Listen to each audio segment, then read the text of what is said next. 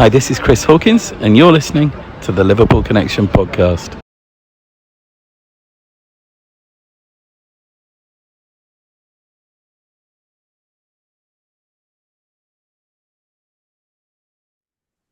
Hi everyone, and welcome to another episode of the Liverpool Connection podcast. This is the Story Pod episode. I just want to say thanks everyone for tuning in, especially in 2023. It was just an amazing year for the podcast, not just for me, but for my wife, for Steve, for Julian, for Glenn, and for Delcross. So really appreciate it. As always, like and subscribe. My next guest, I was really intrigued by his book. I found him on a Facebook group. No, I'm not a stalker, but when something comes out at me, I jump on it. And it's a really cool story. I'm about halfway through the book.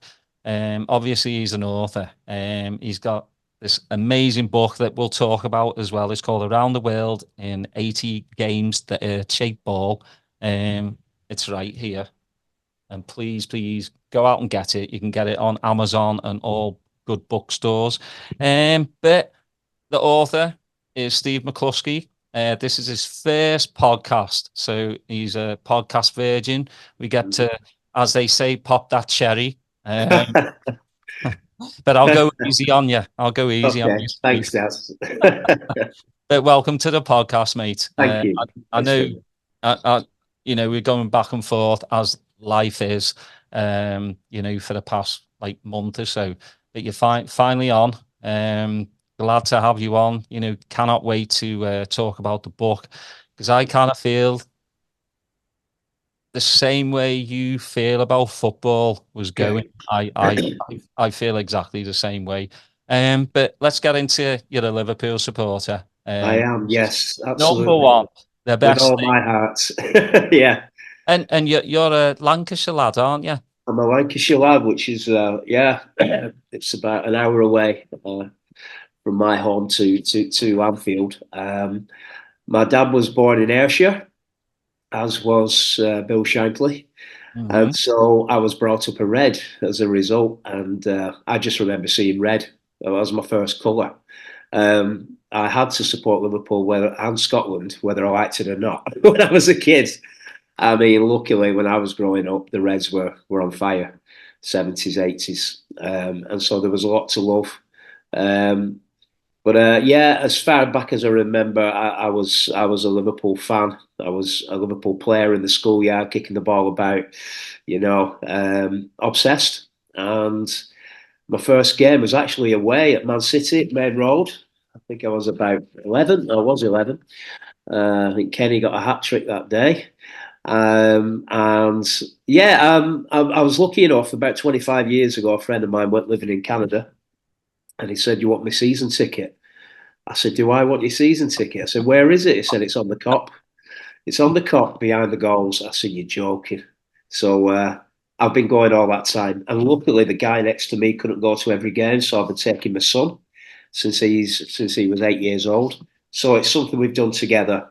So it's more than football for us. It's kind of like, it's probably the closest way we get to religion, us two, And it's something that it's bonded us together, father and son. He's obsessed. He's probably more obsessed than I am now. The indoctrination is complete, as you know. I mean, have you seen that?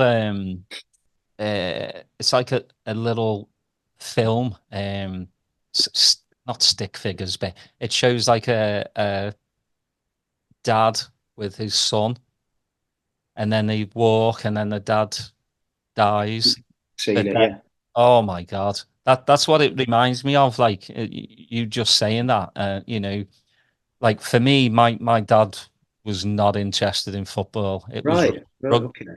but it was me granddad that first took me. Right. And that little film just reminds me of that. And then like I said, with your son, and then I've got girls as well. I want them to go. I'm 3,000 miles away, so it's a bit different. But whenever I'm back home and we I do finally take the kids, and I'm sorry, whoever's going to be on my aeroplane. I'm sorry, I have 4 girls, and they drive everyone absolutely insane. So I please forgive me. I'm just saying that ahead, but yeah, it's just something that you want your kid to be involved in, don't you? Yeah, I remember he came home from school once he was seven, maybe seven. He said, "Oh, my friends support Man United. I want to support Man United." And luckily enough, we were having a rainstorm at the time, so I took him to the back door and said, "Look, that's where you're sleeping tonight, out in the backyard." Dad, I'll never say that ever again. I'm like, right, okay. I mean, some might class that as child abuse. I don't know, but it had to be done, you know. But no, he's yeah. We just love the club. We love everything. We just love Liverpool. Yeah, we do. We're just. It was your dad. Your dad took you. My dad took us originally. Yeah, yeah. Like I say, he was Ayrshire. Um, he was a Kilmarnock man. And but a big Shankly fan. Shankly was born just up the road at Glenbuck, Mhm. which is in this book as well. It's I had a kind of pilgrimage to Glenbuck when I did the Scottish leg of the journey, and it was a very emotional day. It's all in there. So I didn't have a choice, and thank God I didn't have a choice. It's been one of the best things of my life, really, following the Reds. I used to go away as well, especially in Europe, and not so much now. But Mhm. that's my son's turn now. He can do all that lot. How old's the son? He's 28. Yeah, 28. How old are you? I'm 55. Just turned. Oh wow, Yeah, man, that's tell I was me. like 28. Jesus Christ. I know, mate. Tell me about it. Yeah, I'm in my 50s, and I've got like, 2 8-year-olds, a 7 year Right. old, and a 6-year-old. So I've Right. got all that to come, and I'm just like pulling my hair out. But like, no, that must be great to, go home and away with your kid. Yeah, it's fantastic. It is. I mean, the other day when we got the news, I don't know if you were going to speak about Klopp later, but he had to stop work. He works for my brother, and they both stopped work and went to the pub. They couldn't carry on working. It's like a bereavement. So no, they were just down in tools. That's it. You know. I think everyone was. It's one of those where you need to call HR and say you're having a day off because somebody's sick in the house or something. Yeah, certainly felt like that. Uh, uh, Yeah. so who's because for me, Kevin Keegan was my hero growing up. I only got to see him like for a year, but just what I saw, I just loved like just the way he played. So Yeah.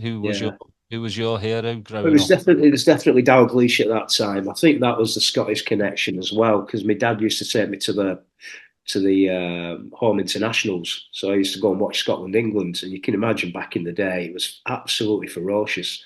So I'd be there with Lancashire accent with Scotland top on, and watching Kenny play for Scotland, and then obviously he came down to Liverpool, and so I was a massive, massive Dalglish fan. But that era, really, just going into the Soonish years, Hansen, Lawrence, and all that kind of team was just beyond belief, just fantastic. There were so many to pick from as well. Yeah, yeah, so many great players, weren't there? And I like the team, a little bit later on with McMahon, when Barnes was just ripping it up as well. So many down the years. But yeah, I mean, we've been through it. We've been through it, haven't we? The first American owners and all the rest of it. So I'm glad that my son's been through all that. He's not just seen the glory years. When he Mhm. was coming through as a Liverpool fan, we weren't exactly tearing it up, and then Klopp came along. So he's been through the low and he's experienced the high. So he's a proper fan now. He's cried the tears. Well, I think like a lot of people just this is what I mean about like Klopp leaving. We've had like 8.5 going on 9 years with this amazing human being, not just a Mm. manager, but a human being. And it's been nothing apart from really last season. It's been good times.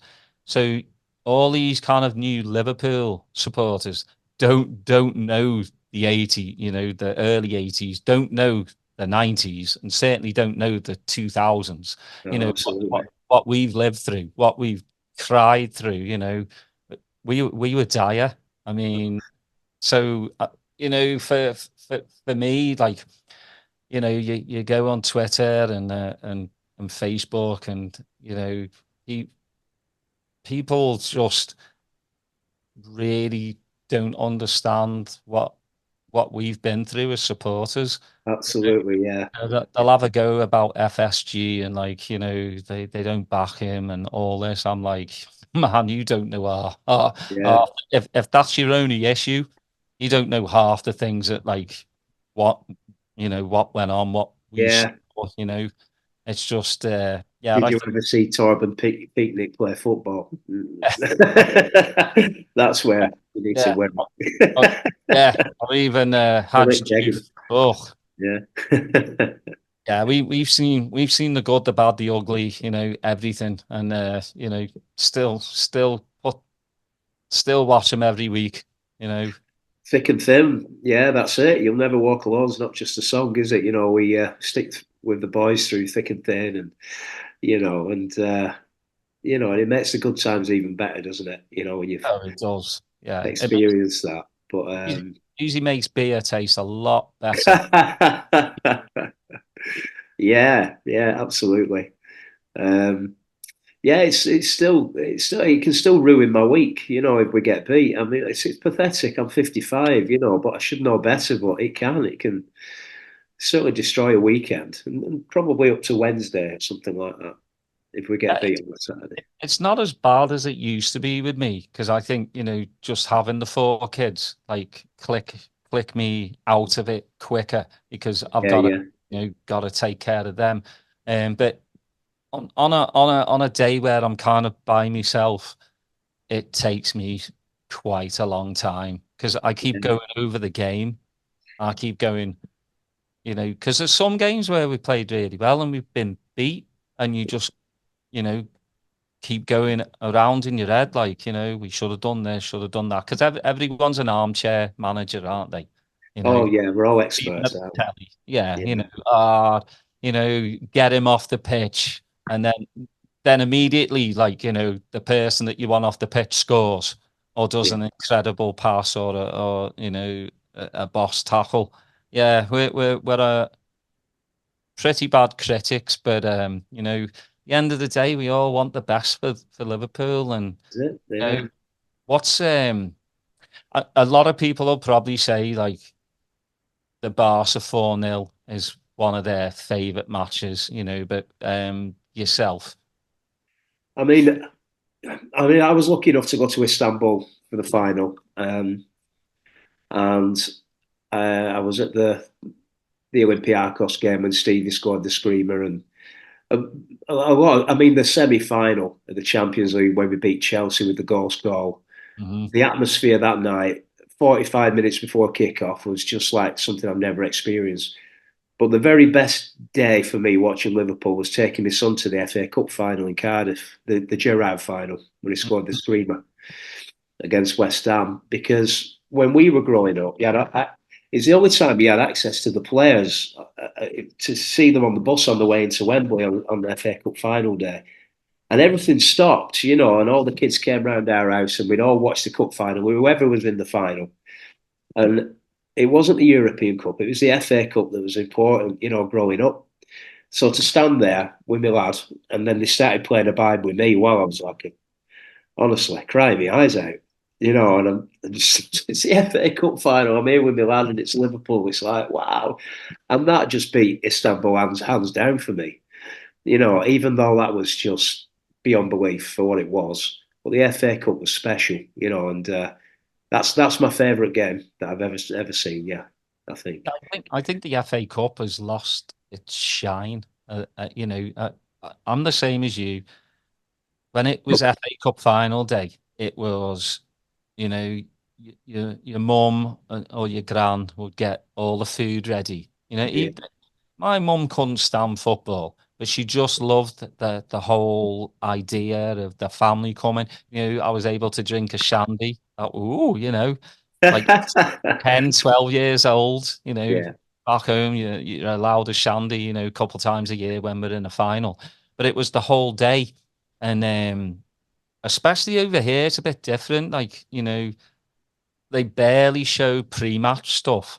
It's maybe 20 minutes, while back home it was 2, 3 hours, you know. Oh, yeah. And I Yeah. miss those days. And I think because of like the Champions League now and the league, that's your first two big ones. And it never used to be like that, did it? It used to Absolutely be not, no. the league, FA Cup. And I think it has lost its shine because I think back in the day also you would have sometimes, Liverpool playing against, like a League One side or a League Two side, Yeah. it's massive and everyone was out for it. Now it's just like if the big guns aren't in it, who really wants to watch it, you know? Yeah, yeah, it's a shame, really. I mean, I remember looking out of the window when I was a kid on the FA Cup final day, and the streets were deserted. Everybody was in watching the game, and it's just another game now. It's just another weekend, It's a damn shame, really. I mean, it was great at the weekend watching Maidstone go through against Ipswich. I thought, here we go. There's a bit of magic back there. And when Newport came back to 2-2 against United, I was hoping against hope there, But it has changed. Everything's changed. The football landscape's changed, hasn't it? Hmm. Well, that's a good little good segue into talking about the book. Like I said, your mindset is kind of just like mine. I was disillusioned with the way football's going, the greed, you know. So if you could just, tell us, where the book idea came from, and obviously it came with, your issues with football. Yeah. Well, it was. It all came about because I was quite ill at the time. I had a really bad asthma attack and ended up in hospital, and it was touch and go. And I guess a lot of people have epiphanies at times like that. If they've got a condition or whatever might happen in life. And I'm laid there in hospital thinking, oh, what's it all about? And the two things I always wanted to do when I was a kid were write a book and see the world.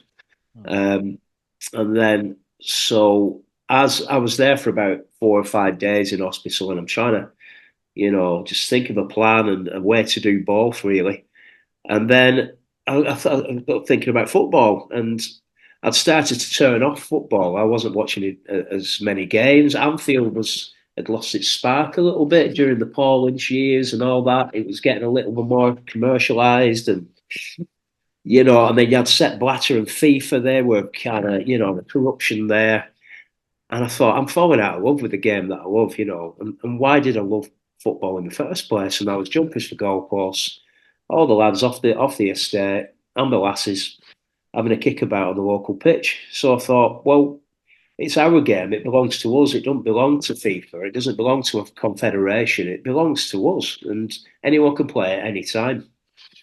And that was the origins of the game as well, in the streets, and in the fields where local people just picked up a ball. I mean, they used to wrestle for it back in the day, but it was always our game. And I thought, well, it's been taken off as it's been repackaged and sold back to us. Like, we should be grateful. And I thought, no, no, let's go and have a kickabout around the world. Take 4 jumpers for goalposts and a ball. Just turn up in villages and towns around the world, put the jumpers down and just see what happens. And that was it, really. I had no other plan than that, Daz, and then the rest is history, as they say. So it killed two birds really with one stone to see the world and to write the book, but also it involved my love of football, which was great. Really, it tied them all together. Hmm. So yeah. Yeah, I think for me, the disillusionment, just exactly what you were saying. It Sepp Blatter just and even Michel Platini, who I looked up to as a footballer. Oh wow, yeah. You know, an amazing footballer, and you know, just greed. It's just money, money, money, and then you just notice, you know, 70s and 80s, FA Cup, European Cup final, nothing but supporters. Now, capacity they get given 15,000 tickets each, and then 30, 40,000 for, you know, the big wigs who Corporates and companies and all that. Yeah. prawn cocktail sandwiches and champagners. You know, it's wrong. They don't care about football. You know, they'll have their Instagram. You know, I'm at the game. Who's playing? I don't know, but I'm at the I game. know. You know, taken away from real fans. And I also think COVID showed me football without fans is crap. Oh, You yeah, know, it's nothing, is it? like Sorry. even when they did that, like, you know, they had the little screens with you know, fans. It just wasn't real, and it showed me like without fans, football is just It's yeah. nothing, is it? No.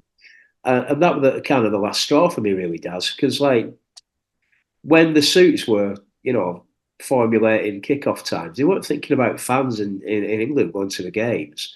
You know, they were thinking about fans in Singapore or Thailand. Mm. Or, you know, I remember what I was going to go to.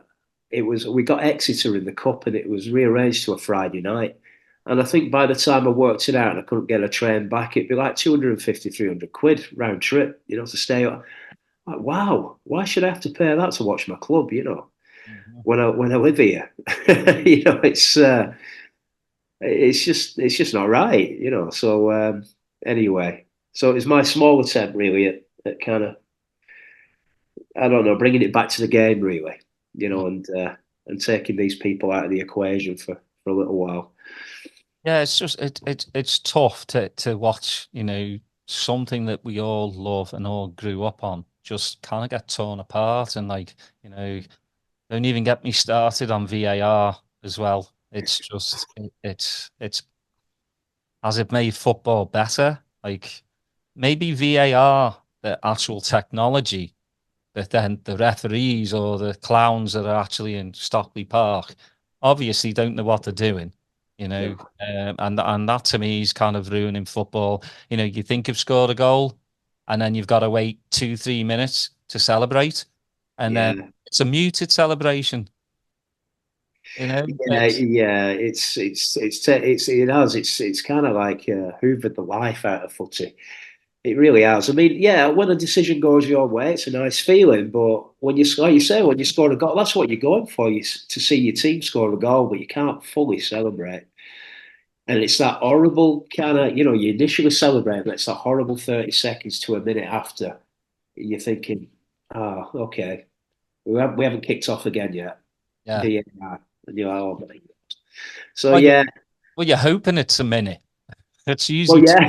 2 minutes. Well, you know, you could have gone get a nice pie. You could have got a pint, come back, and they still, you know, and ahhing about something that everyone can see. Yeah. If and it does that. I think that's where I'm falling out of love with football is because of the decisions like that, you know, and the greed and stuff. It's wrong. But so for you, you know, where because it's got to be a lot of planning, you know, to Right. travel around the world. Where I mean, where you know, first, I'm sure you got a giant map, Right. and I'm sure you didn't just do this. Close your eyes, put your or throw a dart at the board and go, all right, I'm going there, You'll be Timbuktu. surprised. Uh-oh, tell me the um, story. I guess I always work. So I mean, the book took 6 years to complete, and it was just just short of 100,000 miles in total. And when I set off, I really didn't think about 80 games. I just thought just do the first one, and you know, I never looked at the total, not till much later. And I asked for a sabbatical from work, and they gave me 8 weeks. So I took that 8 weeks and then headed down to New Zealand and Australia and through Southeast Asia, because it was the furthest away. And I thought, well, let's do that first and get that out of the way. And if there was any sort of plan at all, it was to do the countries furthest away and make my way back to England. So that's kind of how I looked at it. Yeah. So I did sort of 8 countries, I think, in the 8 weeks initially, and then came home and worked. So I always worked and went. Did a bit of crowdfunding at one point for a trip to Africa when I got made redundant.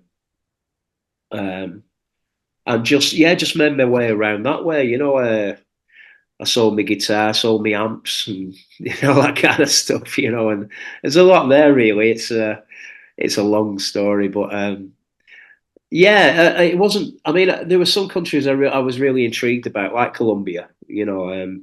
Because of the Escobar years and everything about that country, and everyone was saying, "Don't go there. Whatever you do, don't go to Colombia." It's you might not come back. People say it's just like a child. Don't do that. What are you going to do? You're going to go do it. You're going to do it, aren't you? Yeah. So, and it's just a beautiful place, lovely people. If you want trouble, you can find it easily there, but you can in any town here as well, or any major city. So, I was looking. So I did it in spurts, really, Dad. I just did it in. I booked 3 weeks off and try and get as many countries in a certain continent as I could. But the beauty of the book is I only had a rucksack and 4 jumpers and a ball, so I could literally just move wherever, whenever, and put the jumpers down wherever as well. So I had games, in the street, on rooftops. I had a game on a rooftop in India. It was the only place because it was so packed out in Jaipur. There was nowhere else to play. And this guy says, "I've got a roof." I'm like, "Okay," and it's flat. Do you want to play? We'll have to move the laundry, but And then we got some locals out and we played a game up there. And that was the beauty of it, really. We played on a bandstand in Zurich and on a bridge in Slovakia and wherever, really. And there was no plan to the games. Usually it was kind of like just find a suitable space and then just invite people to play and see what happens.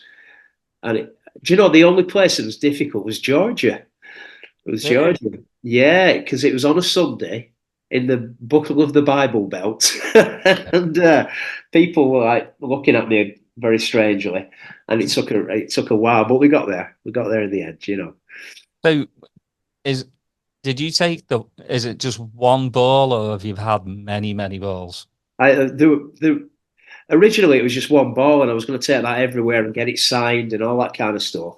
Then when I got to Africa and India and realised they've got bugger all, I thought, well, no, you need to take quite a few here and then give them away at the end, I mean, that Tanzania game you just mentioned before, I walked in there with a football and it was like the Holy Grail and kids were coming up touching it like it was gold. They'd never had a proper football in their village. And on the front of the book, can I do a shameless plug of the front cover?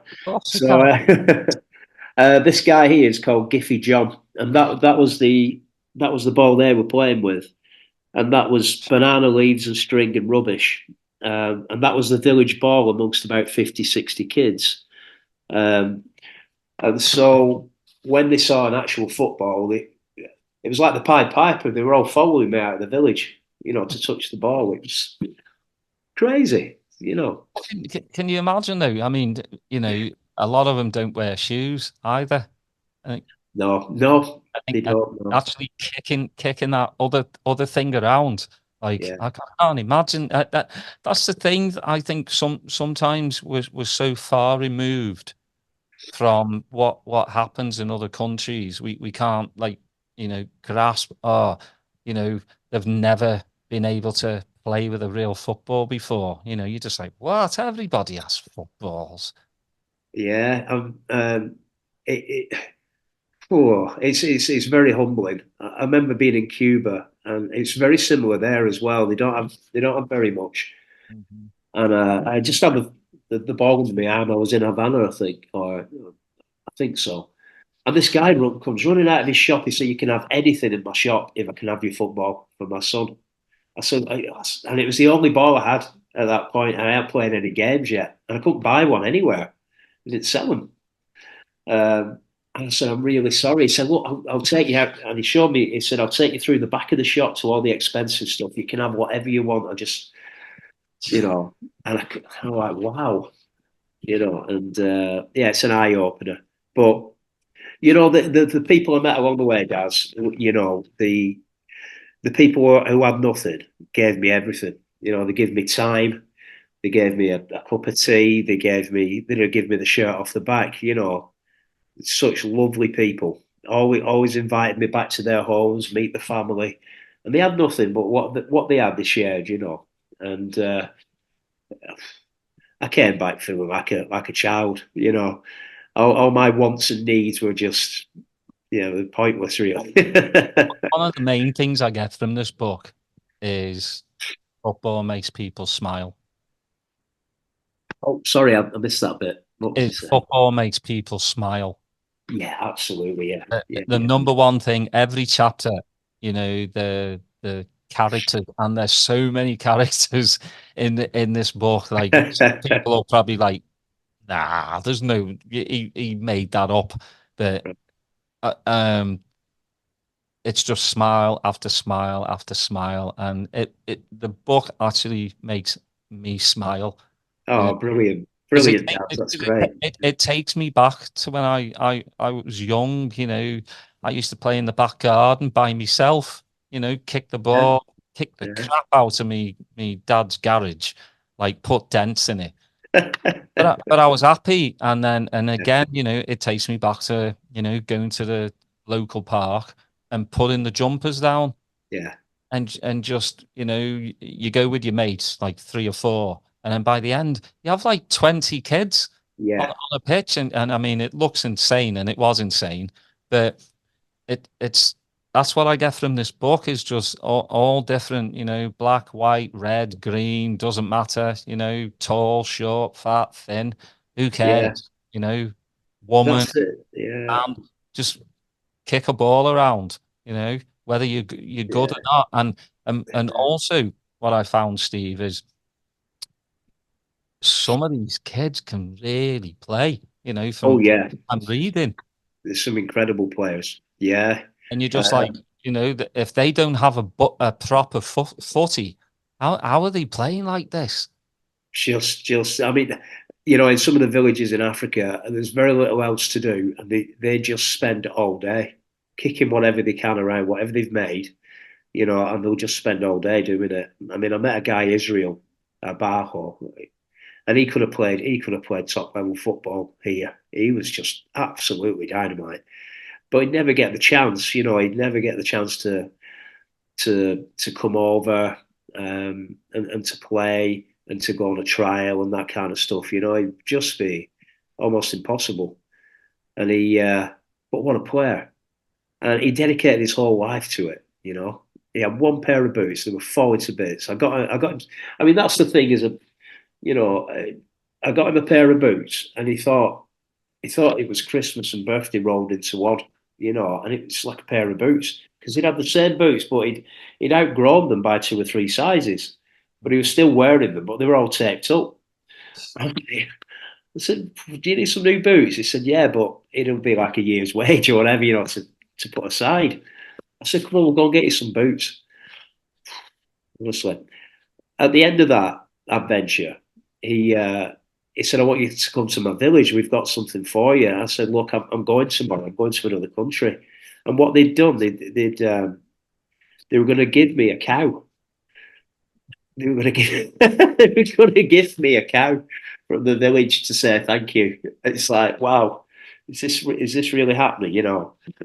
And so I think that when we live in the Western world like we do, we live in a narrow kind of world, don't we? And Mm. you go to these places, and my God, it's mind blowing, really, that they've got. You know what they've got? They've got each other, Daz. And that's the thing that comes out. And I was treated like a brother or a son wherever I went. It's like, what a privilege, So it's really hard to adjust coming back. Well, I'm sure it's hard to get that cow on the on the plate as well. Who's this? Ah, it's me missus.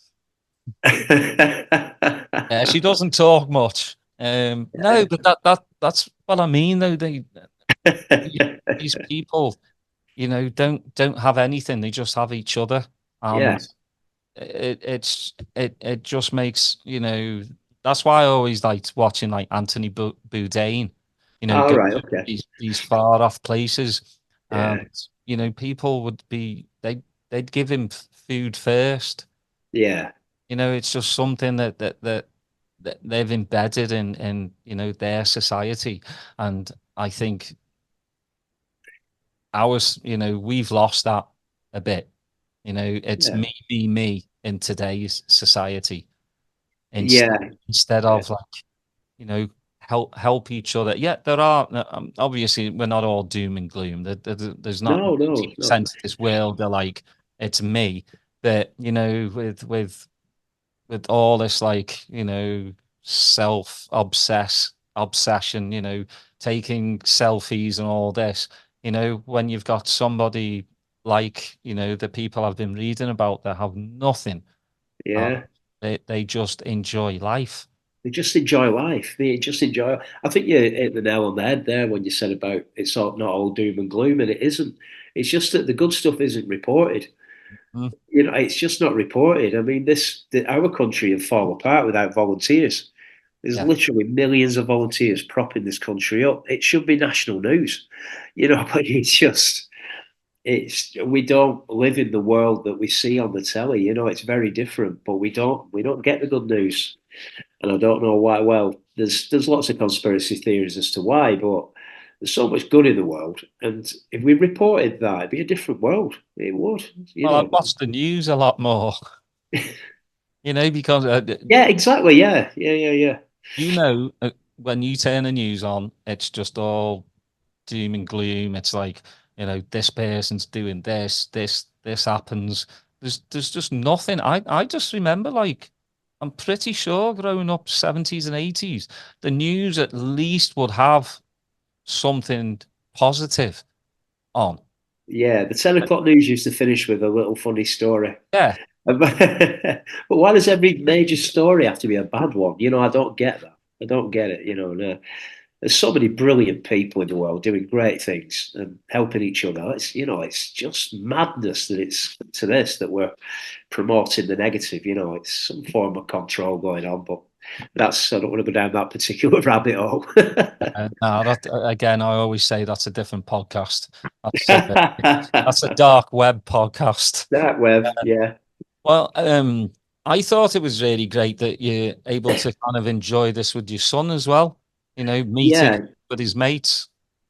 yeah. Danny came to. I turned 50 when I was in India, so Danny came with me on that trip across India and to Nepal, and it was just brilliant having him there. And then earlier on, he was traveling through Southeast Asia, doing his backpacking years, and I met up with him. Well, surprised him down there, so that was great to meet Danny on the trip and have a kick about with Danny, and it's great that he's part of it.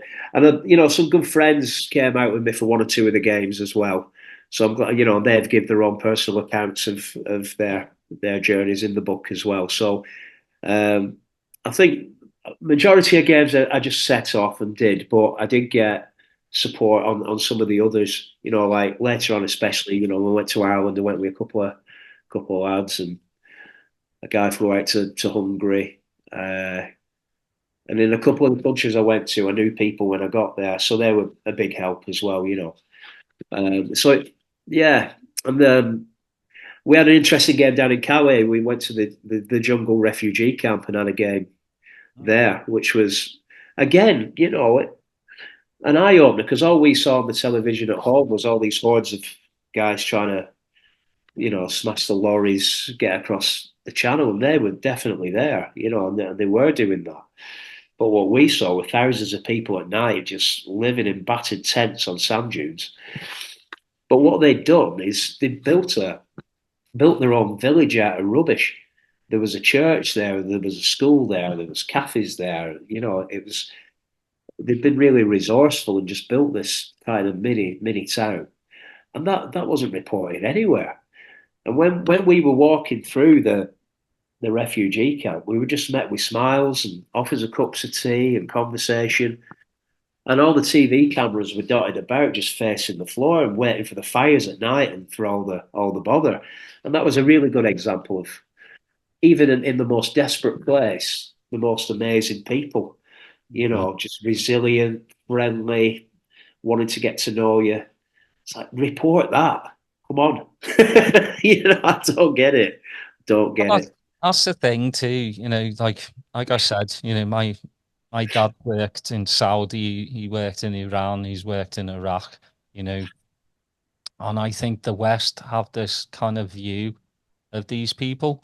And Yeah, my dad said something, the Kurds are some of the nicest people he's ever yeah, met in his entire life. Again, yeah, they were given the clothes off their back.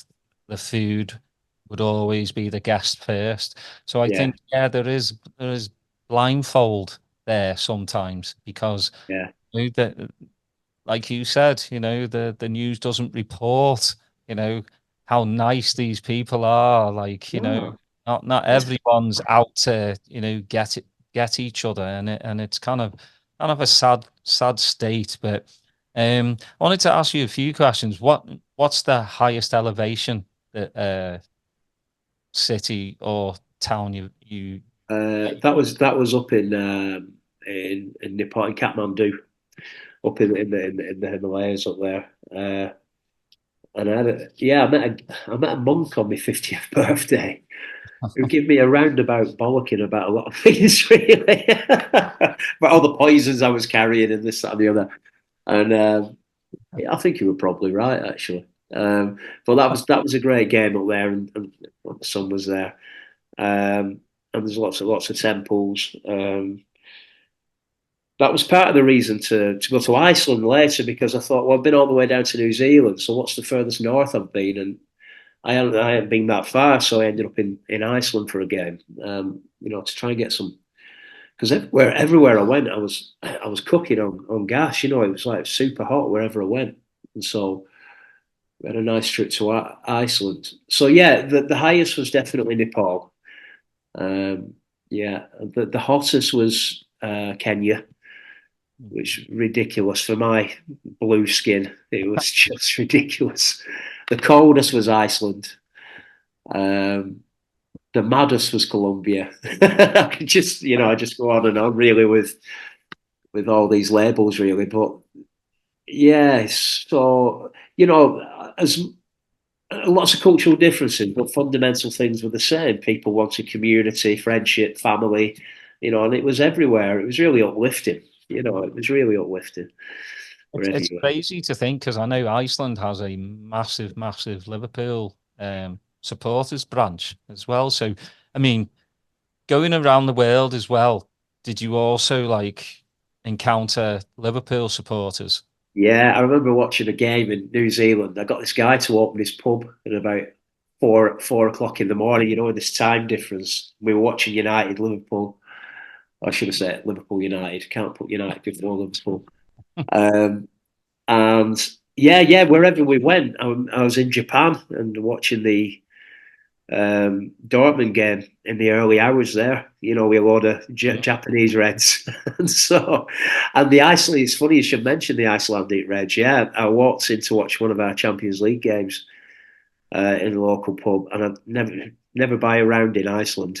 It's just unbelievable. It's like 12 quid a pint.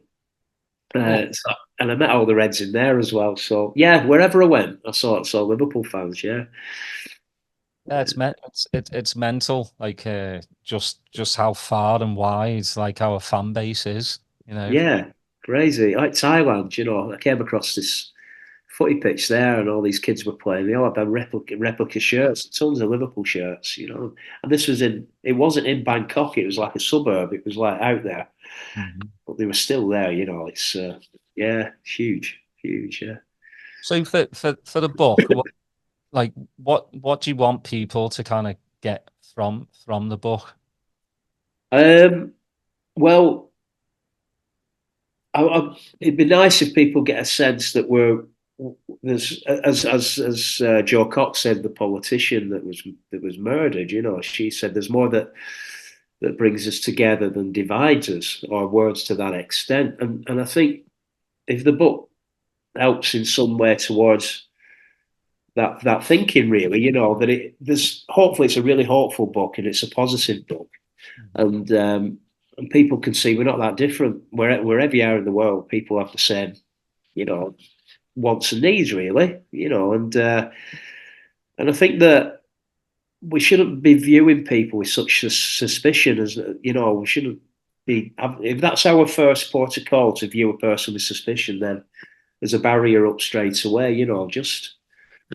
Just listen and learn and be inspired, by people rather than, oh, you're different to me. I don't think I'll bother, you know.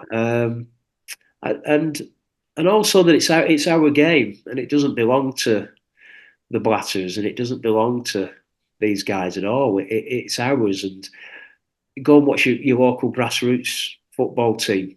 My brother used to play semi-pro, and I had some of the best times of my life watching him play.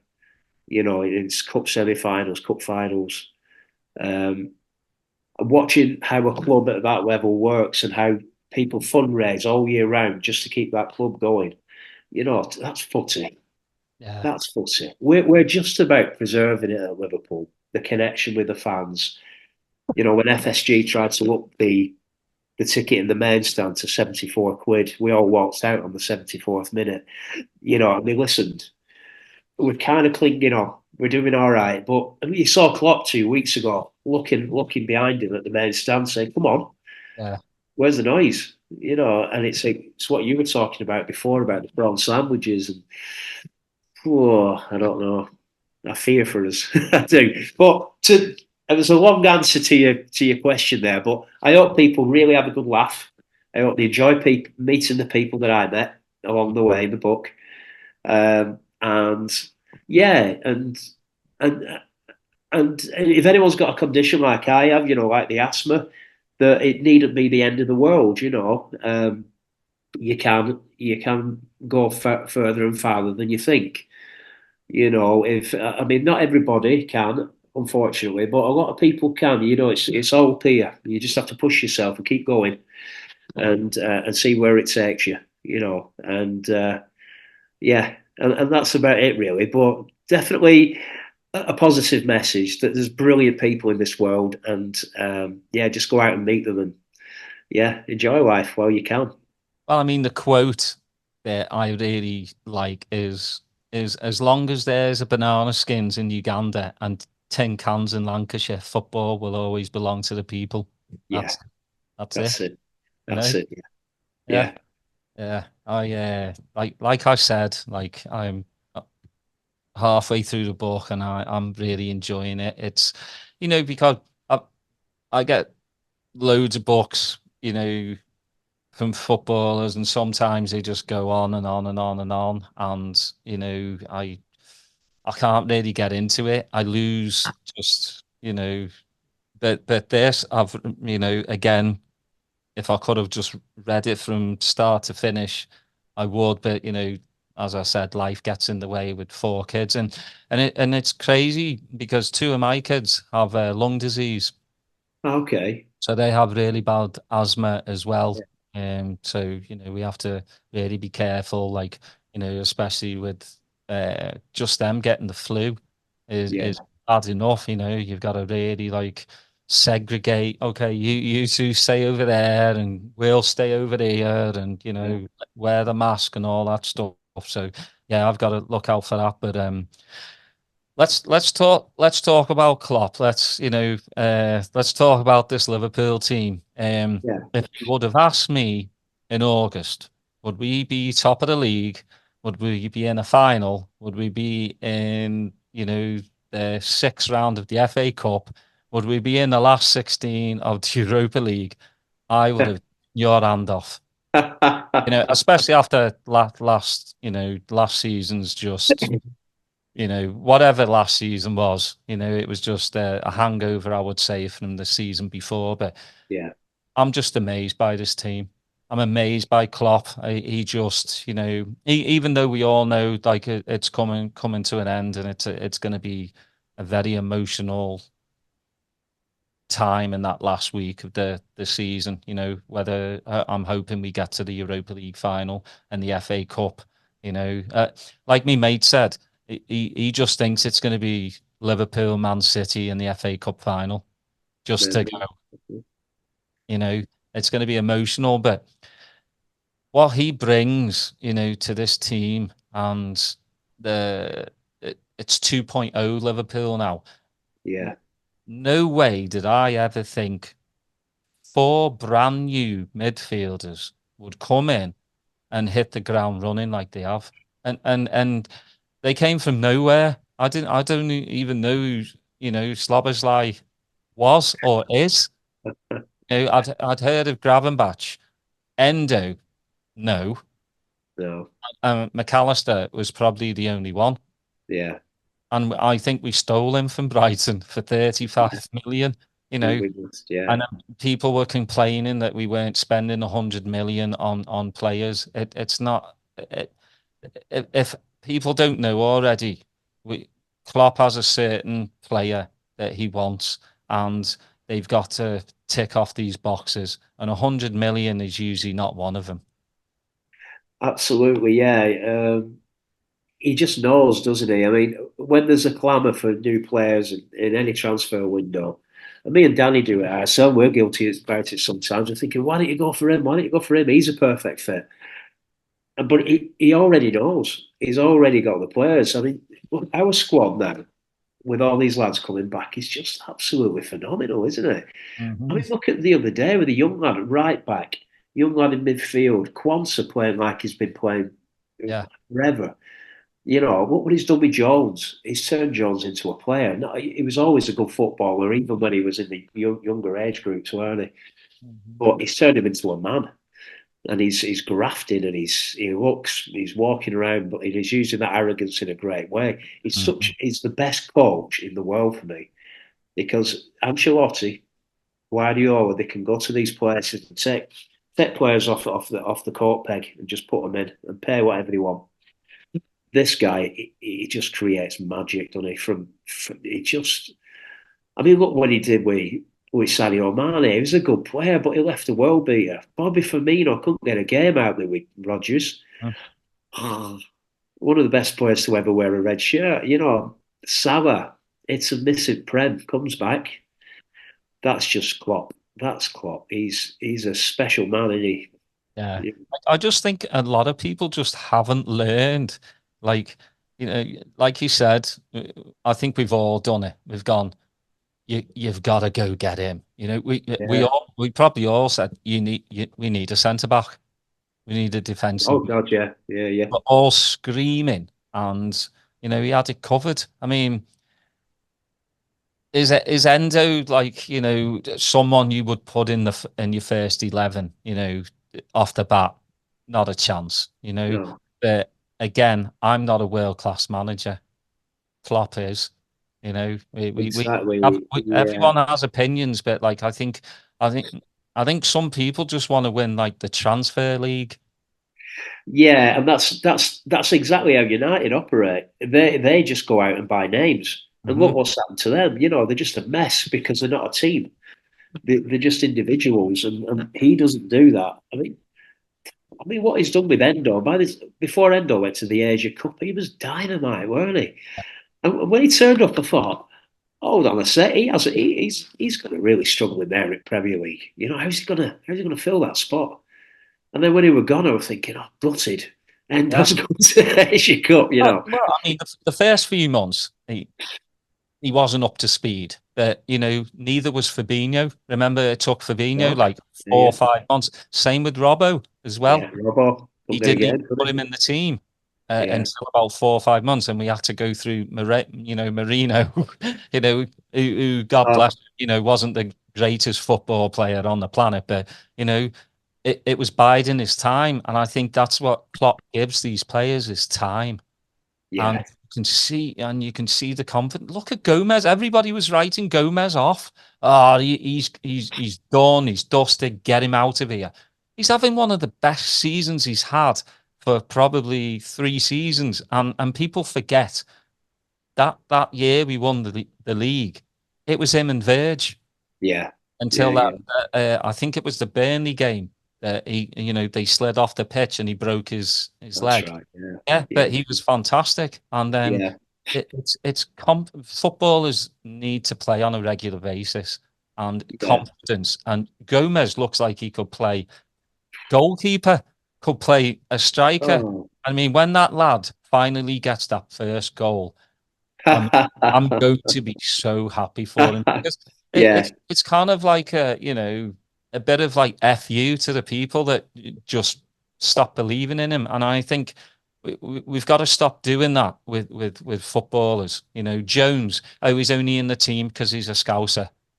Like, come on. He's in the team because Klopp Yeah. believes in him, you know? Yeah, and he bucks the trend, Klopp does, I think, because some manager, I think they're conscious about the noise outside, and they'll swap and change players. Chelsea do it a lot, whereas he's done it with Gravenberch lately. That he's not playing his best games, but he's playing every game. He's getting minutes every game, and he played 90 minutes the other day, and you can see him growing now. You can see, all right, there is a player there.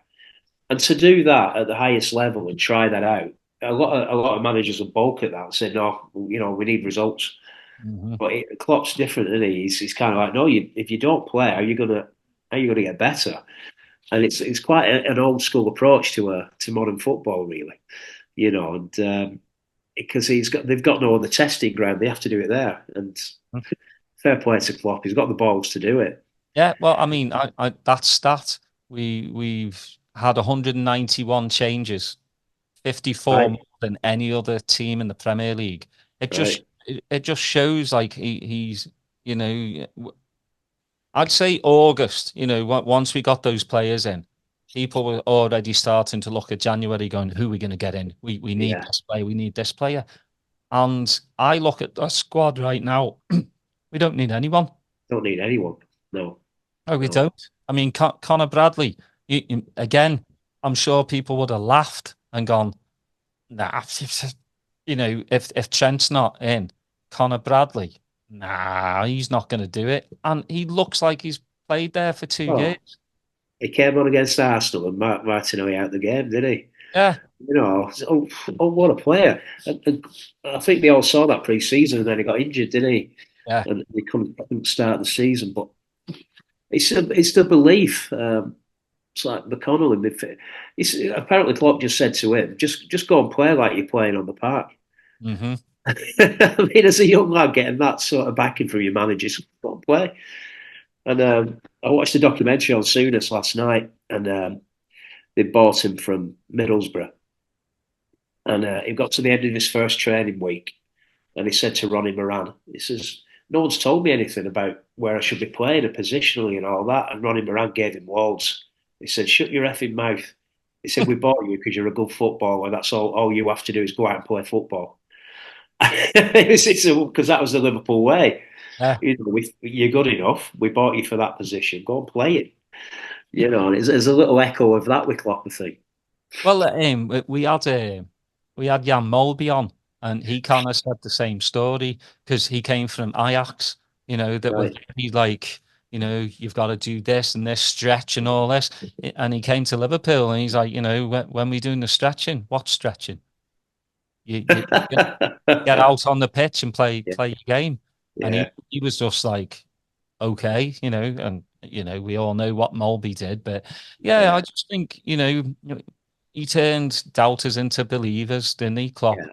And I think after last season, people started to doubt him, and I think I can't imagine like what he goes to. We all we see is like presses with him. We see pictures of him at the training ground and obviously at Anfield and then away. But he lives it 365 days a year, probably 24 hours a day. Probably wakes up going, Liverpool. You Yeah, know what I mean, absolutely. though? And we don't Well, see that. And I think it's a slap in the face, some of these people that are already like, kind of going, it's got to be FSG. No, why can't you just believe the man that he's tired and wants to yeah, spend time with his family? I think we need to stop questioning, like, again, as a human race, we always have to question, you know, is he telling the truth? I don't think Klopp has ever lied once in his life. He just no. seems down to earth and like, when he says he's tired and he needs a break, he's tired and he needs a break. It He's doesn't got have. real integrity, hasn't he? That's one thing he has got. Yeah, I mean, you know, we've the development of the Anfield Road end, the AXA training ground. You know, it doesn't pay for itself. So we've not always got the money that these other teams have got. You know, but we can see where the money's gone. Mhm. You know, Anfield looks fantastic at the moment. The new training ground. You know, they've took Melwood back for the women's team. It all Mm. costs money. Yeah, So we get the infrastructure right. We certainly get the academy right with the lads that are coming through as well. So the investment's going in the right places, isn't it? Yeah, you know, it'd be nice to get Mbappe running down the wing. It would, but you know what? If you get the right player in the right position, you know, he can play you like know, Mbappe. you can play like that anyway. You Hmm. know, Yeah, um, yeah. I just think like we just need to stop and like and savor these last 4 months instead of like going, whether you're FSG in or out, just believe the man, just believe what he said, absolutely, yeah, and that's it. And then enjoy these next 4 months, yeah, because I think all of us have kind of taken it for granted. At the end of the day, I think we all have taken Klopp for granted. And I think a couple of years ago, one of my mates said, you know, just savor this man, yeah, savor what he's doing. And yeah, and I think I was just too caught up to really realize like he's not just a football manager, he's a human being and yeah, he's a damn good one. Uh, yeah. he's brought me so much joy. Like Wow. From where we were, you know, when yeah, he got all the players together and ran towards the Kop. I think it was a West Brom game, and I think yeah, we it drew was. 1-1 at home, haven't we? Yeah. We And that got was the laughed at. start. We got laughed at by opposing fans as well. Like, Yeah, what are you yeah. doing? But What they you doing? they didn't understand what he was doing. Yeah, he was just galvanising the club, weren't he? Galvanising the team and the fans together. So come on, we're in this together. We can do it. And I'll never forget that Lallana goal when we won 5-4, and he Broke broke his his glasses. glasses. Yeah. I thought this is special. This is special. You know, it's yeah, we'll miss him. It's a big blow. It is. It's like losing Kenny. You know, that's the only thing that I can relate it to is when Kenny resigned after the Everton game, and it feels like that. But the club goes on, you know, and it always will. And he's going to leave us in an incredible place Yeah. from where he started. Yeah, he's not going to do a Fergie, is he? No, absolutely, absolutely not. That's the great thing. Like, I think he just knew, like, I'm leaving this club in a good place. Yeah, We've got all these young players that are coming up.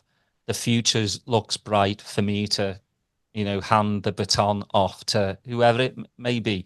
Um, Xabi Alonso would kind of be nice, oh yeah, yeah. just because he knows the club and we all love him. That's my best bet, but I don't even want to think about that now. I've got 4 months of Klopp. I've got Well, it's a clock to treasure. hopefully three finals and a league title. I mean, I'm not Oh. asking for much, not asking for much. Or even if we don't reach that height, just just we all just need to enjoy these last 4 months of Klopp. Yeah, just Uh, enjoy that ride. yeah, Yeah, exactly. Well, yeah. Steve, I really appreciate you coming on. Again, we'll do this. The plug the book around the world in 80 games. The Earth-shaped ball, Uh, available on Amazon. Yeah, yeah, and it'll get to you real quick, especially if you have Prime. It got to me in less than 24 hours, actually, which is did it? really Oh, yeah, brilliant, yeah. brilliant. It's an absolutely amazing book. Well, Yeah. thank you very much, Steve. Like I said, go buy the book. Please like and subscribe, and we'll see you next time.